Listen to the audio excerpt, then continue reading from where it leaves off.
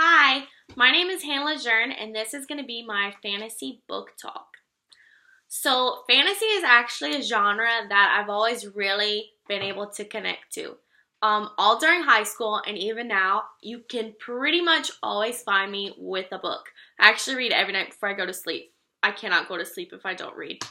So, the thing that I really love most about fantasy is that even though most of the characters actually have unrelatable characteristics, I still find them really easy to relate to.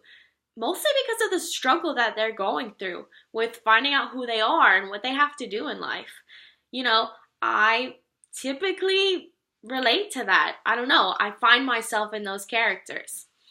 So, starting with my first book, Lord of the Rings. Let's think about it. Frodo. He is given the one ring to rule them all, and it's basically his job to go on a journey to destroy it. He has to go across to this far land that he has never journeyed to. He doesn't even really know where his final destination is. But he knows that he has to do this. This is his responsibility, and if he doesn't get it done, who will? Um, he doesn't want to put anyone else in danger also, so he tries to go on it by himself. And that's when he actually finds out who his real friends are. Those are the people who are like, no, you're not going to do this alone. I'm going to go with you. You need support. This is going to be really fun. So, The Lord of the Rings, the Fellowship of the Ring, actually starts out explaining that 20 rings of power were created and divided equally among, men, elves, dwarves, and other people. So, because of all this power divided among so many different people, there was actually a great war that broke out because of it. And it caused a lot of jealousy. So, I actually want to read the first page of the book because I think it explains the background really well. 3 rings for the elven kings under the sky, 7 for the dwarf lords in their halls of stone, 9 for mortal men doomed to die, 1 for the Dark Lord on his dark throne. In the land of Mordor, where the shadows lie, 1 ring to rule them all, 1 ring to find them, 1 ring to bring them all, and in the darkness bind them, in the land of Mordor, where the shadows lie. I think that this book is so amazing. Not only does it have its own language, its own maps. I mean, look how cool. Yeah, awesome. It also has dwarves, elves, men, I don't know, just all these crazy characters. And I just really love The Lord of the Rings. It's actually the first book in the trilogy. And the first book's really, it's titled, come on, Lord of the Rings, Fellowship of the Ring. So the first book's about this fellowship that goes along with Frodo to destroy the ring. Some of them actually travel with Frodo, and some of them actually draw attention away from him. That way he can actually get the ring to where it needs to go. So the fellowship is 9 different people. There's 4 hobbits, an elf, a dwarf, a wizard, and 2 men. To find out what happens, though, you have to read the book. I'm sorry. It's just worth it. So the second book I'm going to talk about is City of Heavenly Fire, The Mortal Instruments, Book 6. This book is about a girl named Clary who finds out that she has angel blood, which makes her a shadow hunter or a demon hunter. The first 5 books are really about her just discovering who she is, where she came from, and how she came to be, and her family, her history and stuff, her family's history. I think it's also really great. She's faced with the hardest problem, though, in book 6, and that's trying to fight the greatest evil that she's ever faced. Turns out it's her brother Sebastian.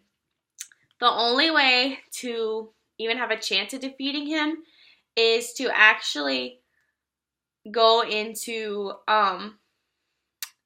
it's actually to journey to the realm of demons. So Sebastian's really bad in this book because he's turning Shadowhunter against Shadowhunter, and he's actually he's not creating them, but he's turning some Shadowhunters into demons of nightmares. So it's really scary. So, she has to do something about it. I find this book really awesome because it's so relatable. Not that I have an evil brother or anything, but it just shows that, sometimes you do have someone that you love and really care about, and they're not doing good things. So you have to make the better choice, and you have to decide what's best, not only for yourself, but for for those around you. So I think this book is really cool. Also, they just made a series on Freeform, which was ABC Family before. Check it out. I swear it's totally worth it. It really is good. The third book, before I tell you what it's called, let me just read a little bit from it and see if you know what I'm talking about. Ready? I lift my chin and stand as straight as I can. The cylinder begins to rise. For maybe 15 seconds, I'm in darkness, and then I can feel the metal plate pushing me out of the cylinder into the open air.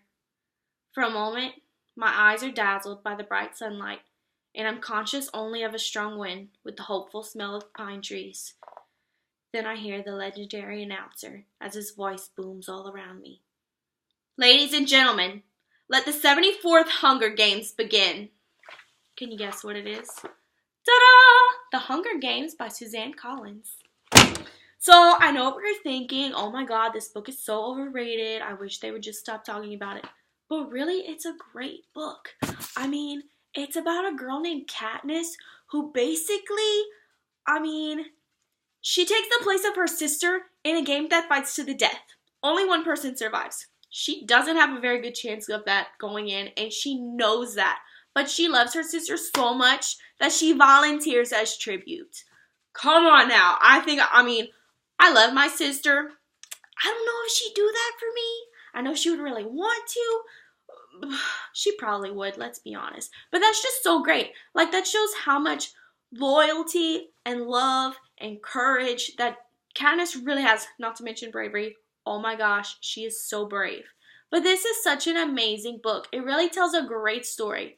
I'm pretty sure we all know how it ends, but if you don't, I'm not going to tell you. You have to look it up to find out yourself. It's just that good, swear. The fourth book I'm going to talk about is called The Iron King. In this book, our main character is Megan Chase. Something about her was always off in her life, but she could never figure out what. She never really fit in, both at home and at school. And it turns out her best friend, Robbie, is actually Robin Goodfellow. And he's a powerful summer fae from the Seelie Court. He actually takes her into the land of fairy, and through a series of events, she finds out that her father is actually a powerful Seelie mythical fairy king. Say what? So she ends up falling in love with the prince of the Unseelie Court, of course, opposite of her. Seelie and Unseelie do not go together. You just can't be together, especially if you're prince and princess. Hello, no, does not work. So they are really fighting because she likes him, but he's, against his side. Like, he's a prince. He's very devoted. So they have to figure out what to do, how to get through that. She's also discovering who she is. This whole time, her life has basically been a lie, So she's going through this journey to figure out who she is, what she has to do, what she should do, and all that great stuff. It's actually a really good book. Come on, it's a journey of forbidden love. Haven't we all gone through that? I'm in love with him, but I can't be with him because of this or that or that. It's just a great book that I think that all teens can really relate to, whether we admit it or not. The fifth and final book that I'm going to talk about should really be number 1, The Lion, the Witch, and the Wardrobe by C.S. Lewis. Come on now. If you've read or watched the movie, it's just a great story. And if you don't know it, you definitely should. Like, it's a classic. Everyone should be required to read it. So this one is about 4 siblings, 2 boys and 2 girls, and they're sent to live with a professor to escape World War II. While they're exploring his house, they actually find this wardrobe, and as they journey inside of it, they actually go through the back of it, and they find this magical land of Narnia. And it's a land that's frozen in eternal winter and praying for someone to save them from the White Witch. So she's keeping them all in winter. But when almost all hope is lost, the wonderful lion Aslan comes, and he signals a great change and a great sacrifice. So, yeah, this book is really amazing. I just think it's really powerful to read something like this and then see how one person or one symbol can really mean so much to some people. It can actually end up really saving the day. So I don't know if you could tell, but all these books that I really connected with the characters in it, and all in different ways too. So that's why I really like fiction. I think it's a great genre to read, especially for teens and even young adults. Hello. So I think that libraries are really, they should be responsible for having a lot of fiction. And not just a few books, like an entire shelf of fiction, shelves and shelves. Just so you can find different characters that you can relate to in the books. I hope you liked my talk, and I hope you go and read the books if you haven't already read them. Thanks!